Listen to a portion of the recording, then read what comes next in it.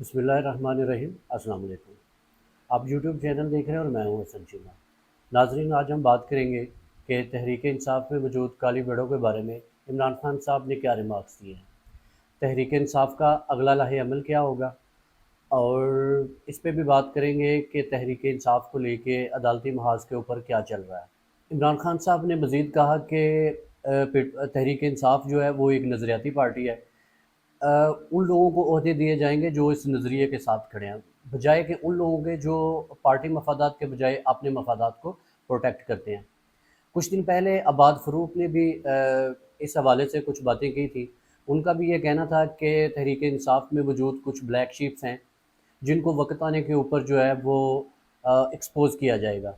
उनको इमरान खान की डायरेक्शन की ज़रूरत है। जो ही मुझे अपने लीडर की तरफ से जो डायरेक्शंस मिलेंगी तो मैं उन तमाम काली बेड़ों को, उन ब्लैक शिप्स को एक्सपोज़ करूँगा जो कि विकेट के दोनों तरफ खेल रहे हैं।